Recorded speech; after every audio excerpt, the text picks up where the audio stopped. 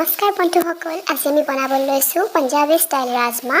Punjabi style rajma বনাবৰ কাৰণে আমি ৰাজমাখিনি প্ৰথমে গোটেইটো তিয়াই থৈছিলোঁ। তিয়াই থোৱাৰ পিছত আমি এতিয়া কুকাৰত ডুব যোৱাকৈ পানী দি পেলাই 3টা হুইচেল দি পেলাই সিজাই ল'ম আৰু অলপ নিমখো দি দিম তাতে। এতিয়া এখন কেৰাহীত অলপ তেল গৰম কৰিম।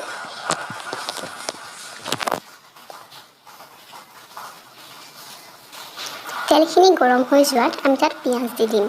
2টা ডাঙৰ পিঁয়াজ আমি ইয়াত ইউজ কৰিছোঁ।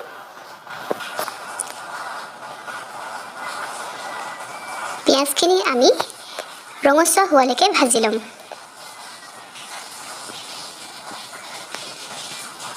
ইতিমধ্যে আমাৰ পিঁয়াজখিনি ৰঙচুৱা হৈ গৈছে। এতিয়া আমি পিঁয়াজখিনি এখন প্লেটত কাঢ়ি ল'ম।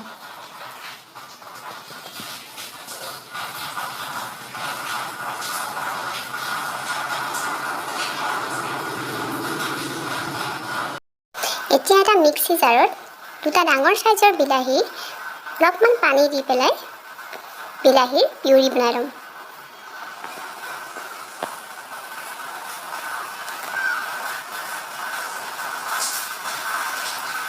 আমাৰ পিউৰিখিনি ৰেডি হৈ গৈছে।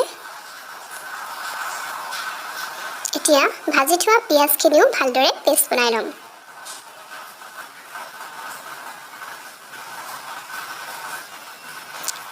পেষ্ট বনাবৰ কাৰণে আমি পিঁয়াজখিনি অকণমান পানী ইউজ কৰিছোঁ। এতিয়া কেৰাহীখনত পুনৰ আৰু অলপমান তেল এড কৰিছোঁ। ইয়াতে আদা নহৰু পেষ্ট আৰু 3টা জলকীয়া দিছোঁ।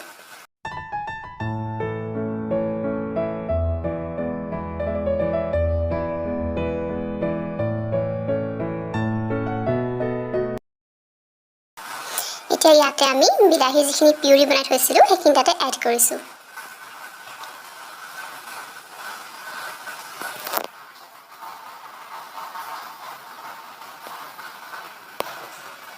ইয়াতে 1 চামুচ কাশ্মীৰী জলকীয়া গুড়ি দিছোঁ, 1 চামুচ জিৰা গুড়ি দিছোঁ আৰু 1 চামুচ ধনিয়া গুড়ি। আটাইখিনি মছলা দিয়াৰ পিছত ভালদৰে লৰাই দিব। ইয়াতে সোৱাদ অনুযায়ী নিমখ দিছোঁ, যিহেতু আমি ৰাজমাত সিজাওঁতেও নিমখ অলপ দি থৈছিলোঁ। অলপমান চেনি যাতে সোৱাদটো বেলেঞ্চ হয়।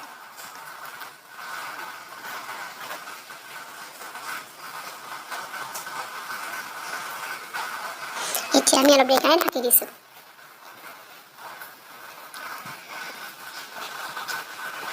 ইতিমধ্যে বিলাহী পিউৰিখিনি ভালদৰে মজুৱা হৈ গৈছে।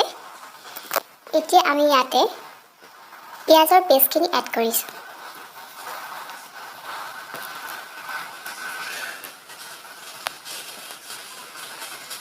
বিলাহী পিউৰিৰ লগত পিঁয়াজৰ পেষ্টখিনি ভালদৰে মিহলি কৰি দিছোঁ।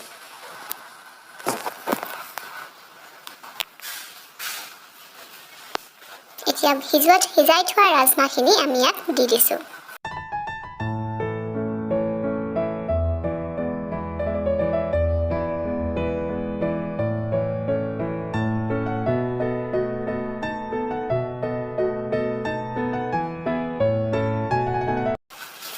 অলপ সময়ৰ কাৰণে আমি ঢাকনখন বন্ধ কৰি দিছোঁ।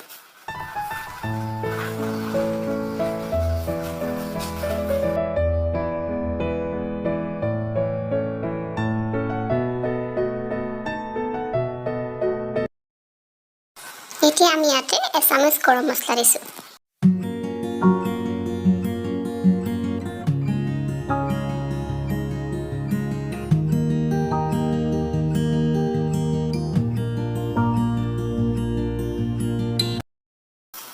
ইয়াতে আপুনি নিজৰ পচন্দ অনুযায়ী কাছুৰি মেথি, ধনিয়া নহ'লে মান ধনিয়া দিব পাৰে। আমাৰ পঞ্জাবী ষ্টাইল ৰাজমা তৈয়াৰ হৈ গৈছে। এতিয়া এই ৰাজমাখিনি আমি ভাত বা পুৰিৰ লগত পৰিৱেশন কৰিব পাৰোঁ।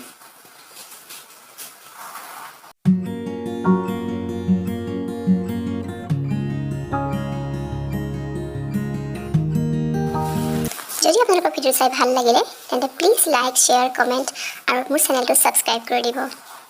ধন্যবাদ।